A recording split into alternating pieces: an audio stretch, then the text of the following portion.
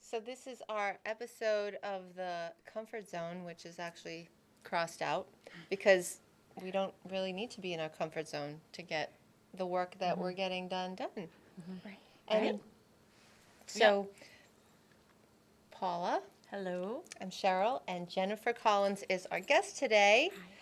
And Jennifer, you are, well, I met you through Paula, and then now you do Pilates with me. I do. I Yes, love it. I know. She was showing me her guns earlier. Oh, yeah. I have some pipes. But you are amazing at what you do, which is make people's homes not only beautiful, but functional. Yes. Yeah. That intersection of making it efficient and work for you instead of against you, and also expressing your personality and your style and your energy and making it you, making it your favorite place to be. And That's, yeah. yes. And how long have you been doing this? I think all of us probably do this our whole lives, right? When you have homes that you live in. But I've always loved it. I've always loved textiles. I've always been interested in efficiency in particular. And I started my business in like '07. My kids started going to school, kindergarten full time, and I had those couple hours in the day, and I thought, well, I could go back to, what I used to do, which was HR or accounting, and, in a department in a big company.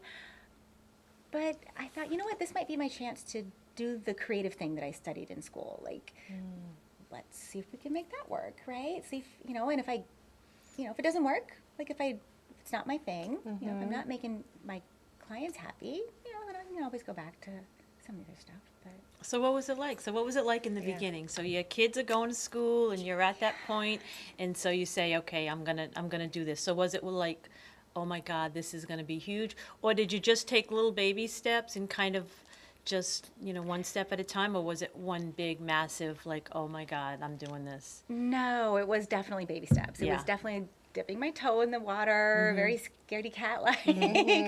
I had an open house at my house for friends of mine that were starting businesses, or that already had established businesses, and I thought, well, I made up a business card, and I actually sewed up, because I sewed up some really cute little like party clutch kind of giveaways. Wow. As like a door prize for anybody who came in, just to get people's names. And so my house was my calling card, really. Yeah. Wow. And yeah, all word of mouth. Like that's how I get my clients. I definitely, it's really a personal thing that I do for them. It's not, it's not unlike what you do. Like you know a lot about how people live and what's going on inside, and what's working, what's not working. So there has to be that connection, and letting them into my house, I think, was that first baby step. Yeah. Wow. That's amazing. That's Yeah. how you started it. Yeah. Yeah. And So then, did- go ahead. I was going to say, did you have to do a lot of marketing? You said word of mouth, but did the clients just sort of come that way, or did you? Thankfully, the pace of the clients worked with the pace of time that I had to give, right? Because I don't market, and that is the thing that I've been finally realizing. Okay, if I marketed, it could be a whole other ballgame, right? Yes. So I'm just now figuring out social media. It's not something that I've ever done for fun or socially. So I'm figuring that out, and how to just share with people the things that I think are useful to know, and kind of bring to mind at different times of the year. It's all been very organic. Yeah, we know what that's like. I Yeah. know for me, this is like doing this is this is out of my comfort zone. I'm used to hiding behind, doing my work. Social, same with me. Facebook has just been something I've done recently.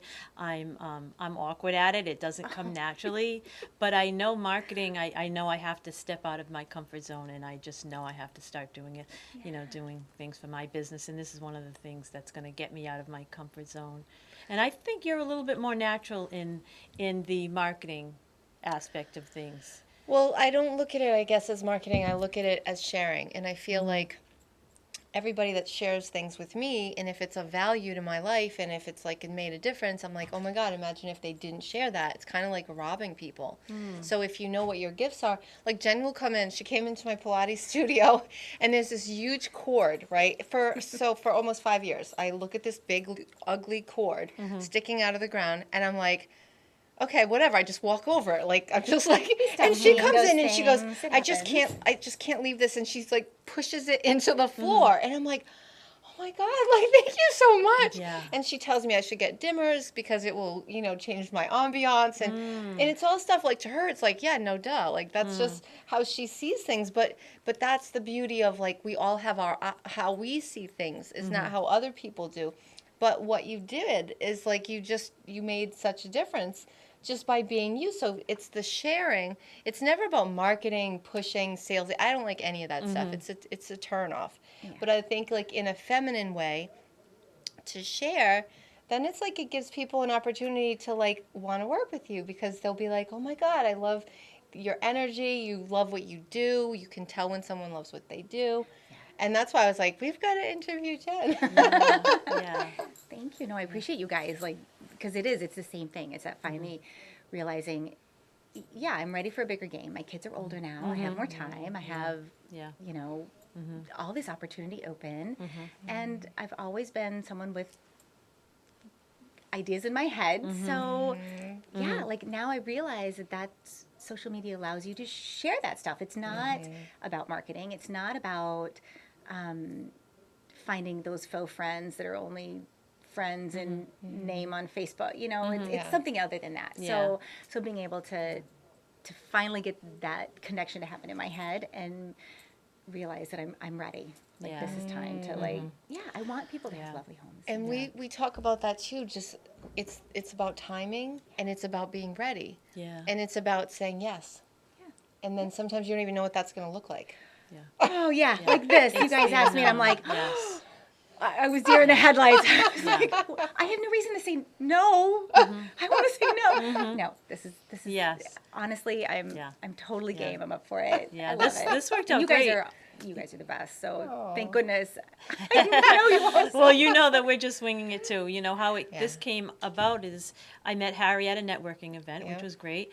And he interviews authors, so he interviewed me, and then he interviewed you, and then we found out that this, opportunity is up to start a show, and it's something that we just jumped on literally a few weeks ago. Yeah. And here we are. We're not, we're not Wow. rehearsing. We're Yeah, not, no, we're there's not no script. practicing. We're just, we're just doing it. So. You guys are impressive. Yeah, so we're love it. just getting out of our comfort zone. Well, it's Yeah. all about getting out of our comfort zone because we don't really ever grow in that place.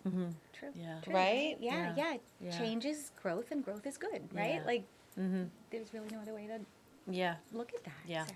Yeah.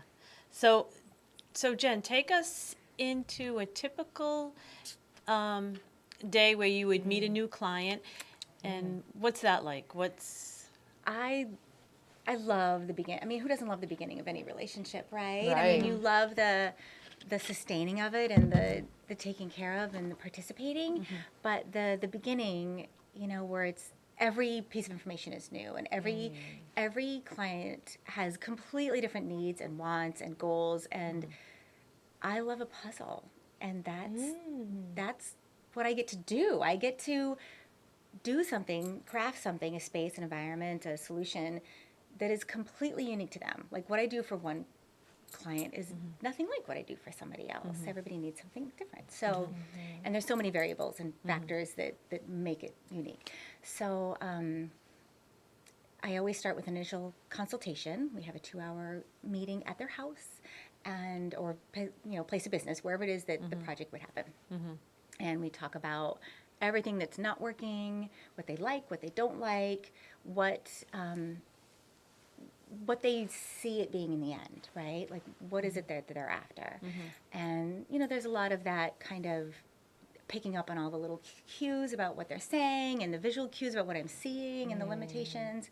And we all are completely guilty of not seeing the things that are actually contributing to whatever it is that's frustrating us or not satisfying us in that space. So, so they may not mention, oh, that I, step over that wire every day, but I'll see it, right? So, all those little details go in the brain, and so figuring out what it is that they want, and then I kind of let that information brew a little bit. It floats around in my brain, and I come up with a kind of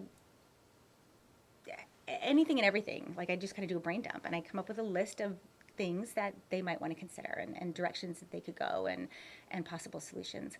And obviously it's very early. Like I could be misreading. I might not have the whole story and whatever it is. So, it may not be the end all be all, but it definitely gives them a direction. So they know, all right, we're going to try this, we're going to try this, we're going to try this.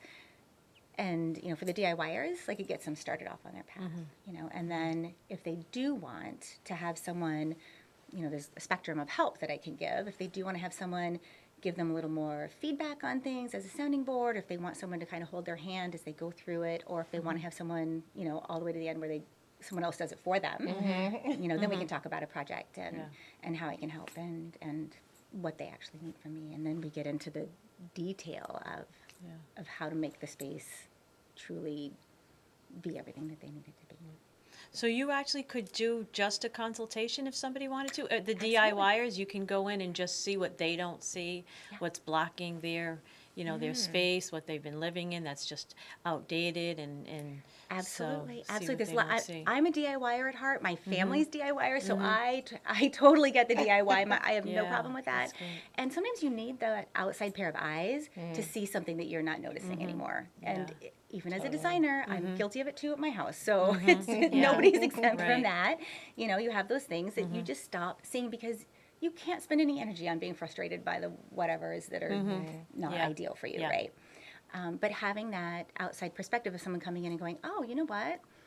You actually don't need a big dining room. In fact, the way you guys live, you don't need a dining room at all, but you need a home office. Like being able to look at something that you moved into that house, seeing someone else's dining furniture there, you have no need for a dining room. Dining rooms are one of those spaces that I think tend to be completely taken for granted, and that is valuable real estate. If you're only using it once or twice a year, find another way. You could use that daily if you thought about it, right? So being able to be that person to give them at least another thing to think about, even if it's not the right answer, at least it's food for thought, right? Yeah.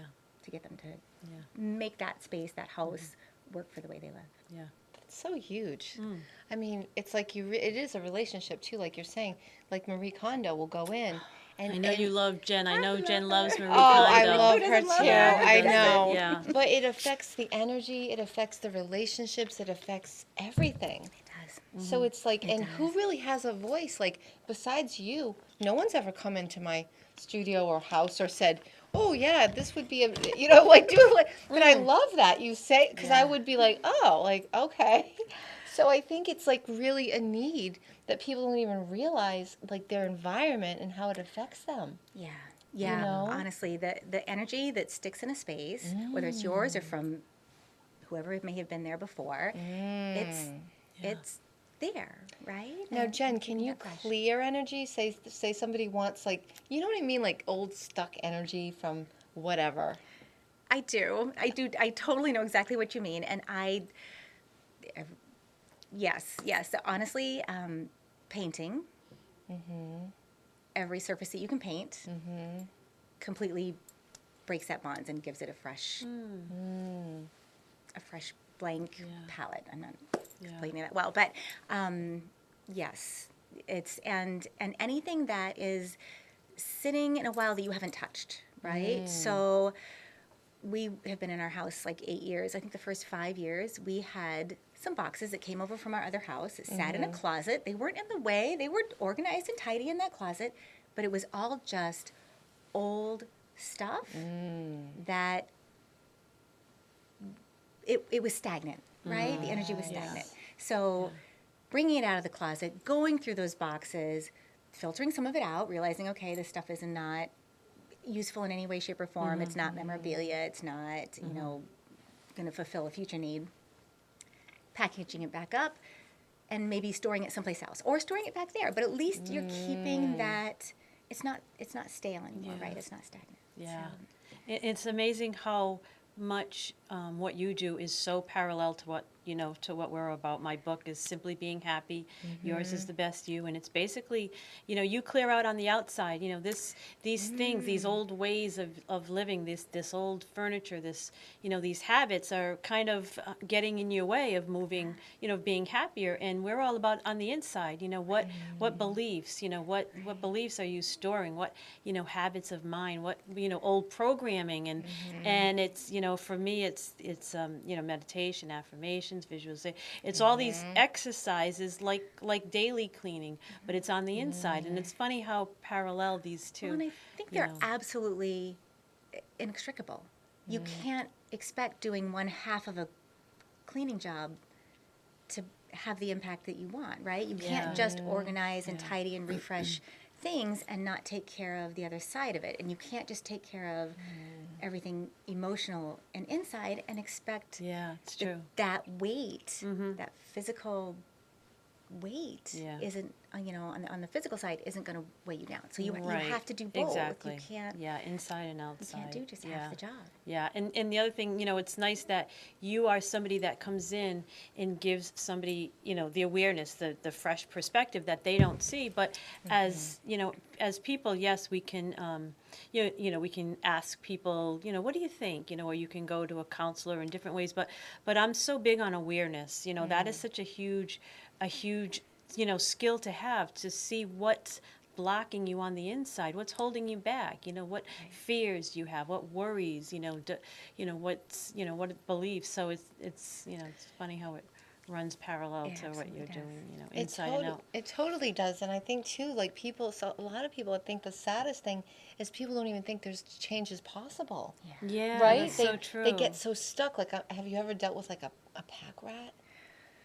Yeah, Like- yeah, Like, you know what I mean? Where it becomes so huge that they don't even know like where they would even begin. And same with beliefs, but I mean, in your situation, Yeah, What do you- yeah. I have a client that has a house full of their parents' stuff.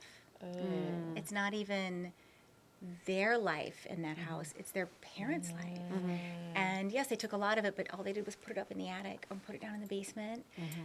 Like their life is one floor, but they are completely sandwiched by stuff that is limiting them, Yeah. right? It's a physical weight, it's a physical Yeah. manifestation of that Yeah. that stuff that's going on inside. Yeah. So yeah, I think you have to do both, and I think keeping that energy moving, right? So keep it clearing out, and if you have things that you're not using, or if you're saving it for a rainy day, that is stagnant too, right? You have to let it go, give it to Salvation Army, do your tax write-off, donate it, put it in a yard sale, Facebook yard sale, whatever.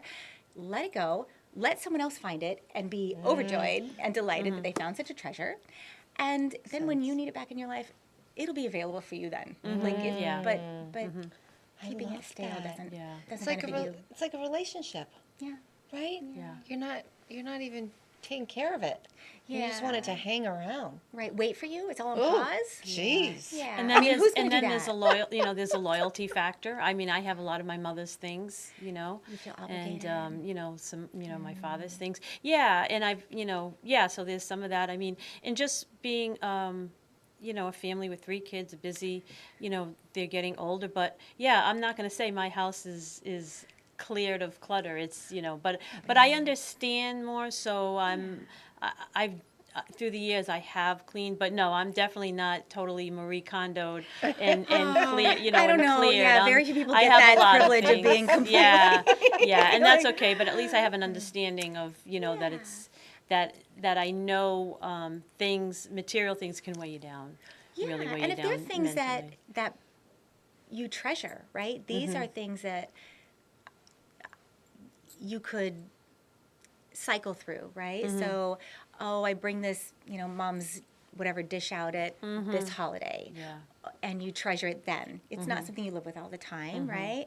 Or it's a little shrine to some of the family pictures you have that, you know, are from your childhood or wherever.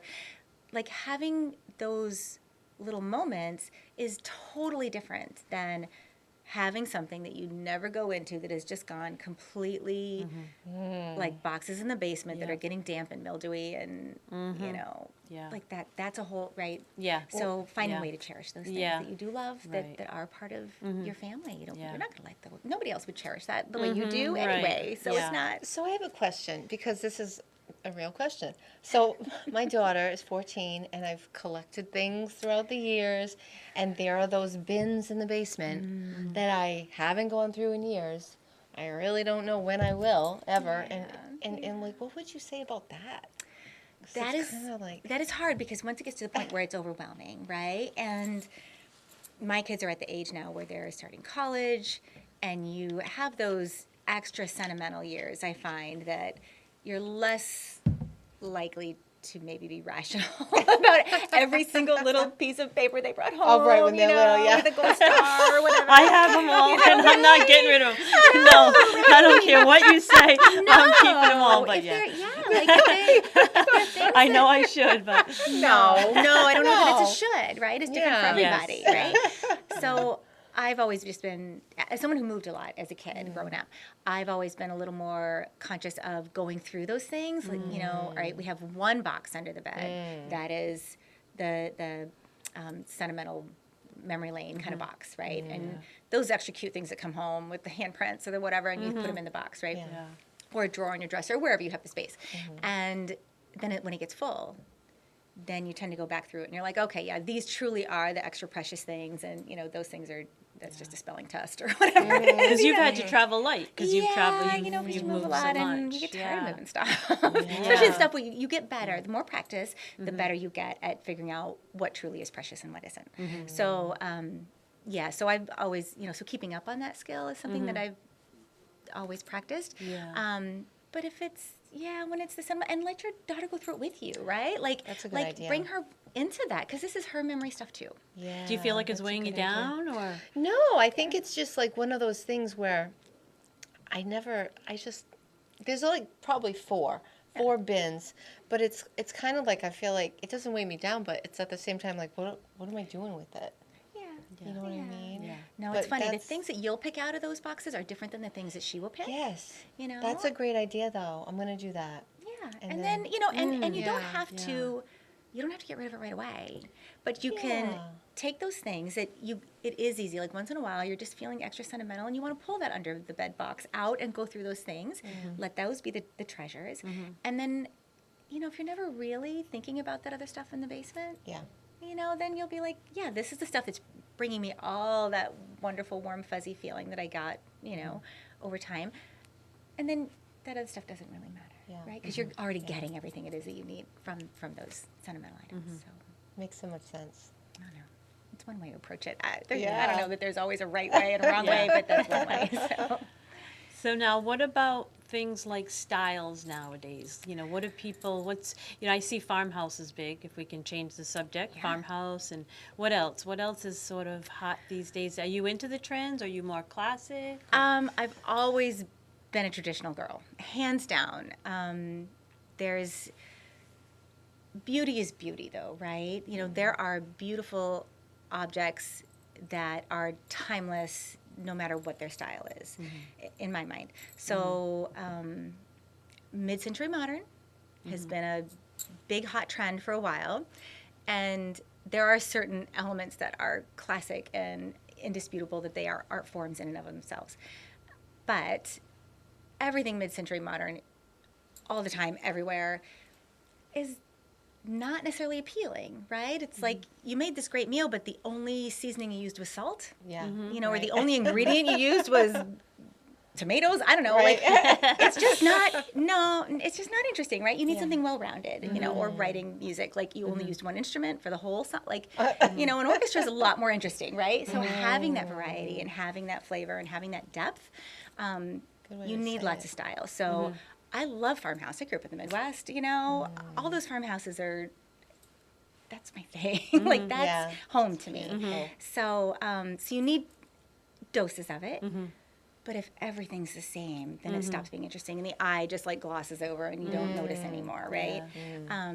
So the mid-century thing is over, but what's next is, and I love this, right? So we did the extreme minimalism, right? So the pendulum always swings, right? We were on that minimal, get rid of everything. Everything is white. Nothing is, whatever. And then we go to the other side. So the other extreme of that is maximalism, which is much more interesting to me. But they all have their place. I'm not poo-pooing minimalism. For any of it to be done well, it takes particular skill. So the maximalism tends to be more of that kind of classic European, everything is a treasure and showcased and layered and has lots of personality and is depth and cherished, right? So, and that doesn't mean everything you own is out all the time, but it's when it is out, every object is special. So you have richer colors, you have more texture, you have just generally more personality, as opposed to kind of personality free, which is what can happen when it's not done right, when minimalism isn't done right. So, and then I feel like where we're going next from that mid-century modern trend that was so hot for a while is that we're actually kind of refining that, and we're recognizing that Art Deco and Art Nouveau, which is much more feminine, it has much more curvy lines and much more interest and much more art. That's going to kind of be the next thing. So eclectic look, like eclecticism. I don't know that I'm saying that right. That's where we're going. It's more custom. It's more personal. It's that opposite reaction to the nothing that we were at for so long. So yeah, I think that's where we're going. So interesting. Okay. So Jen, people, if they want to find you, how can they find you? Website's probably the easiest, invitinginteriorstyle.com. And I think Jennifer Collins, Interior Designer on Facebook might be the way to link over, or Inviting Interior Style, I think, on any of the social media stuff. And they can Should get you close, maybe. All right, very good. And what about Instagram? Are you on that at all? Yes, yeah. So Inviting Interior Style, either Instagram or Pinterest or Facebook. Awesome. I think that'll do it. Yeah, I don't know if we can put up. I have no idea. Yeah, well, people can find you if they're looking for you, and get in touch, send you a message. Please. Oh my gosh, I'm always happy to talk. If there's anything that, if you just want to get a feel for whether I can help you in any way, shape, or form, happy to chat. Great. So awesome. Thank you so much. My pleasure. Oh my gosh, it went fast. I know, Yeah, it goes did. so fast. And That was all mine, ladies. Thank you. yes, great. you're Thanks. so Great. welcome. I learned a lot. Yep. I want you to come in and do my house. Oh my gosh, try to get me to Okay. shut up about it. So we're going to say bye until next week. This Thanks. is The Comfort Zone. /